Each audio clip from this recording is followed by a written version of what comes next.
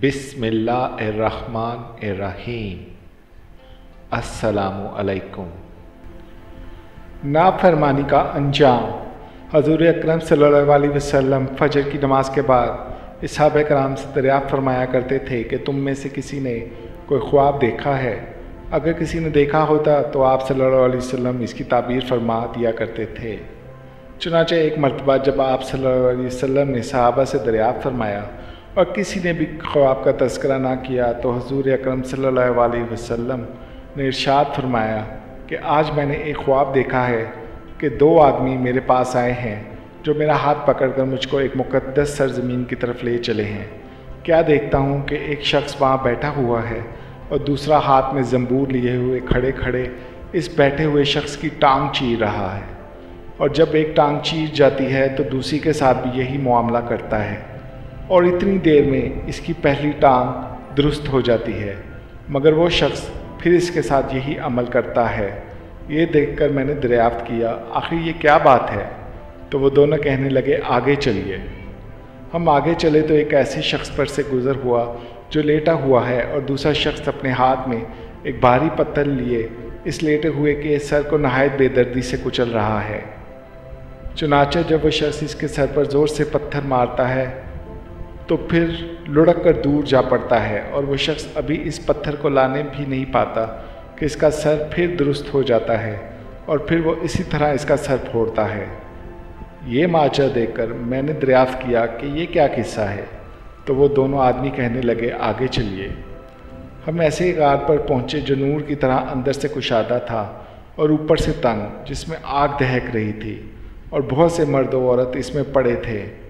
जब आग के शोले बुलंद होते थे तो वो सब ऊपर उठाते और निकलने के करीब हो जाते थे, और जब आग नीचे बैठती तो इसके साथ नीचे चले जाते थे। ये देखकर मैंने मालूम किया कि ये क्या मामला है। तो वो दोनों कहने लगे, आगे चलिए। आगे चलकर हमने देखा कि एक खून की नहर में एक शख्स खड़ा है और दूसरा शख्स नहर के किनारे पर खड़ा है, जिसके सामने बहुत से पत्थर पड़े हैं। जिस वक्त अंदर वाला शख्स नहर के किनारे की तरफ आता है और निकलना चाहता है तो किनारे वाला शख्स ज़ोर से इसके मुंह पर पत्थर मारता है कि वो फिर इसी जगह पहुंच जाता है। फिर निकलना चाहता है तो फिर मारकर इसको इसी जगह पहुंचा दिया जाता है। इस हाल को भी मैंने मालूम करना चाहा तो वो दोनों कहने लगे, आगे चलिए। आगे चलकर हम एक ऐसे सब्ज़ शादाब बाग में पहुँचे जिसमें एक बड़े दरख्त के नीचे एक बूढ़ा आदमी और बहुत से बच्चे बैठे हैं। इसी दरख्त के करीब एक और शख्स बैठा हुआ है जिसके सामने आग जल रही है, जिसको वो धूंघ रहा है। फिर वो दोनों मुझको इस दरख्त पर चढ़ा ले गए जिसके दरमियान में एक खूबसूरत मकान था, और दोनों मुझे इस मकान में ले गए।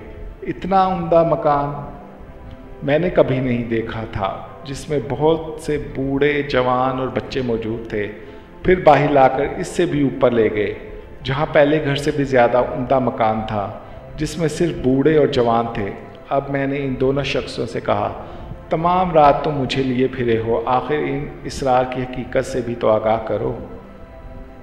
उन्होंने बताया कि जिस शख्स की टांग चीरी जा रही थी वो झूठा शख्स है, जिसकी झूठी बातें दुनिया में मशहूर हो जाती थी, क़यामत तक वो इसी सज़ा में मुब्तला रहेगा। जिसका सर फोड़ा जा रहा था वो ऐसा शख्स है जिसको अल्लाह ताला ने इल्म में कुरान अता फरमाया, रात को गाफिल होकर सो रहता और दिन को इस पर अमल ना करता था, क़यामत तक वो इसी अज़ाब में मुब्तला रहेगा। और आग के गार में ज़नाकार पड़े हैं और खून की नहर में सूदखोर हैं। वो बड़े मियाँ जो सरसब दरख्त के नीचे बैठे थे वो हज़रत इब्राहीम अलैहिस्सलाम हैं, और इनके गिर्द लोगों की नाबालिग औलादें। और इसी दरख्त के करीब जो आग धूंकने वाला शख्स आपने देखा वो मालिक दरोगा दोज़ख है, और दोज़ख के ऊपर वाला वो पहला घर जिसमें आप दाखिल हुए थे आम मुसलमानों का घर है, और दूसरा शहीदों का। और हम दोनों आदमियों में मैं जबरील हूँ और ये मिकाइल है।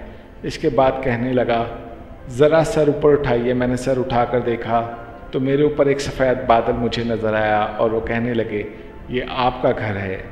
इस पर मैंने कहा, तो मुझे छोड़ो, मैं अपने घर में दाखिल हो जाऊँ। इस पर उन्होंने कहा, नहीं, अभी आपकी उम्र पूरी नहीं हुई, अगर पूरी हो चुकी होती तो अभी चले जाते। बाहवाला बहिश्ती ज़ेवर। अंबिया का ख्वाब भी वही होता है।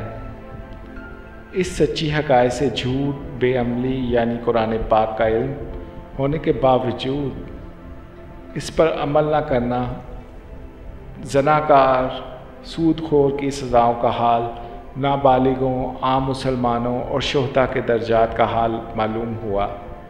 اللہ تعالیٰ سب مسلمانوں کو ہر قسم کی برائیوں سے محفوظ رکھے اور نیک عمل کی توفیق عطا فرمائے۔